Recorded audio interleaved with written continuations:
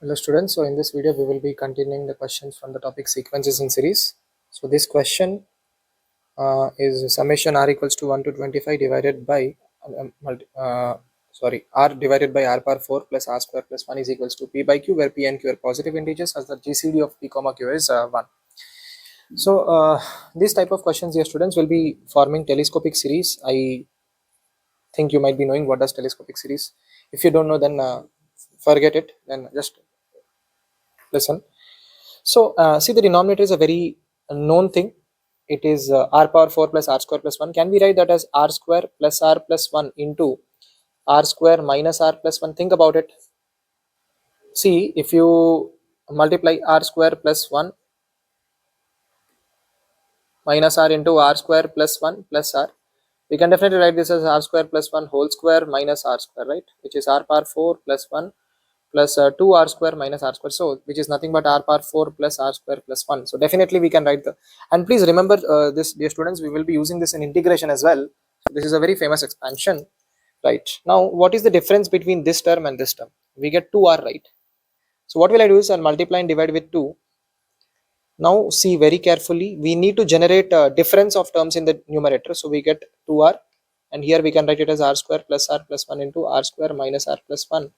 Now we can write it as 1 by 2 times sigma r equals to 1 to 25. Now can we write the numerator as r square plus r plus 1 minus r square minus r plus 1, and then we have r square plus r plus 1 into r square minus r plus 1. Think about it, if numerator will anyways be 2r still, right? Now I think you might have understood. We will get this as sigma r equals to 1 to 25, and if I split the numerator, I get 1 by r square minus r plus 1 minus 1 by r square plus r plus 1. That's it. Now you expand the summation, dear students. You will get alternate plus and minus terms, which will get cancelled. So the first term will be 1 by 1 minus 1 plus 1 is 1 minus 1 by 1 plus 1 plus 1 is 3, right? So this is the first term. The second term will be 1 by 4 minus 1 is r is 2, right, for this. So 2 square is 4, 4 minus 2 is 2, 2 plus 1 is 3, once again divided by, now 4 plus 2 is 6, 6 plus 1 is 7. I hope you understood this. Now next it will be 1 by 7 minus 1 by, I think it should be 1 by 11, just check. Is it? Yeah, if I take r as 3 here, we get 9 minus 3 is 6, 6 plus 1 is 7. If I take r as 3 here, we get 9 plus 3, 12, 12 plus 1 is 13. I think this should be 13, I'm sorry. 9 plus, yeah, and so on. What will be the last term, dear students? Replace r with 25, so we get 25 square, which is 625. 625 minus 25 is 600. 600 plus 1 is 601 minus, and here we get 25 plus 5 is 625 plus 25 is 650 plus 1 is 651. Now think about it. This term will get cancelled with this term will get cancelled with this term will get cancelled with the next term, like that. Now minus 1 by 651 will not get cancelled, 1 by 601 will get cancelled, so ultimately we will be left with 1 by 2 into 1 minus 1 by 651, right? I hope you understood this. So we get 1 by 2 into 651 minus 1 is 650 divided by 651. So I guess we get, so 2 times 3, then 2 2's 4, yeah, so we get 325 divided by 651, 10. So 325 and 651, I don't think they have any common factor, because such as denominator 6 plus 5 is 11, 11 plus 6 is 12, numerator 3 plus 2 is 5, 5 plus 5 is 10. Numerator is divisible by 5, denominator is not divisible by 5, numerator is an odd number which is not divisible by 3, denominator is divisible by 3. I don't think we have any common factor, so I think this is nothing but p by q as per them. So p plus q should be, p plus q should be 325 plus 651, so it should be 6 7, it should be 976. So 976 should be the answer, dear students. Now let us go to the next question. Next question, he says, let a1 a2 a3 a4 be an AP arithmetic progression of 4 terms such that each term of the AP and its common difference L are integers. Okay, I think this is a very important statement. If the sum of terms is 48, and okay, see here, just by looking at this, we know what to do. We will take the terms as a minus 3d, Let us say a1 is a1 a minus 3d, a2 is a minus d, a3 will be a plus d, and a4 will be a plus 3d, right? These terms are in AP, dear students. So a1 plus a2 plus a3 plus a4, what will that give us? 4a. Just a1 plus a2 plus a3 plus a4 will give us 4a. That means a will be 12, right?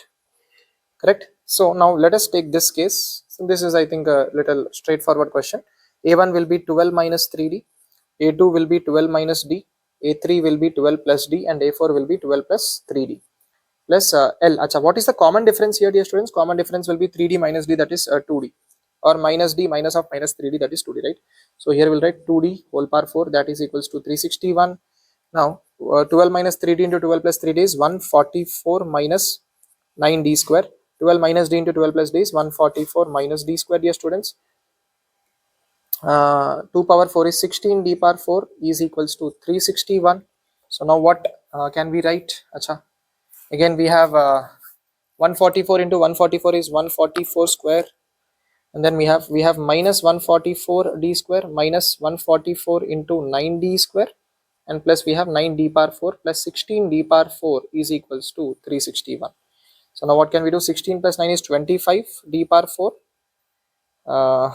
Yeah, here what can we write? Minus 144, if I take common, I get minus 10d square. So I can write it as minus 1440 d square, right? 144 into 10 is 1440, yeah, plus 144 square is equals to 361. So I think, dear students, is telling that the common difference is also an integer and each term is also an integer. That means d should be an integer. So left hand side, do we get a perfect square? Is that possible? Let us just check. So can we write this as 5d square whole square minus 2 into 144 into 5d square plus 144? Yeah, we do have, we can write it, I think, correct? No? A square minus 2ab plus b square. So we can write this as a minus b square. Sorry, a minus b whole square. That will be 361. That means 5d square minus 144 will be plus or minus 361 if I take square root on both sides. So 5d square will be 144 plus or minus 361. Of course, so 144, yeah, plus 361. Of course, 5d square should be positive, so we will get 144 plus 361 only. 144 minus 361 will definitely be rejected, dear students, because left hand side is a perfect square, positive value. So what do we get? 505, I think. Yeah, are we going in the right direction? Something seems which, okay, I'm really sorry. So here I think when we take square root on both sides, so this should be square root of 361. I'm really sorry. So this should be, sorry, so this should be under root 361. I think it is yeah, I think it should be 19.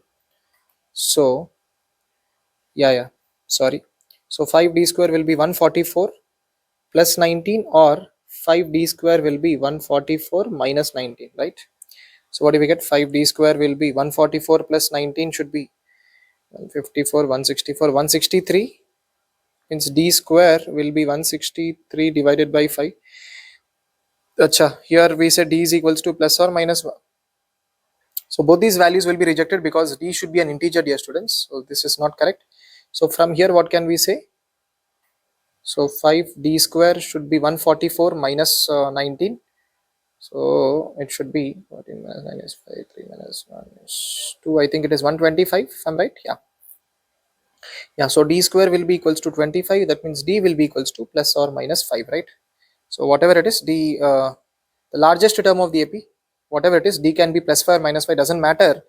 If d is plus 5, then the largest term will be a plus 3d. Acha, we do want the value of a, right? So a is anyways 12. So 12 plus 3d. So the largest term will be 12 plus 3d if d is positive. If d is negative, it will be 12 minus 3d, right? So it will be 12 plus 3 into 5. Either of the cases, this will be the largest term. So that will be 12 plus 15. So 27 should be the answer, dear students. 27, do we have it? Yes, 27 is indeed the answer. That's it. Thank you for watching this video. Meet you in the next one.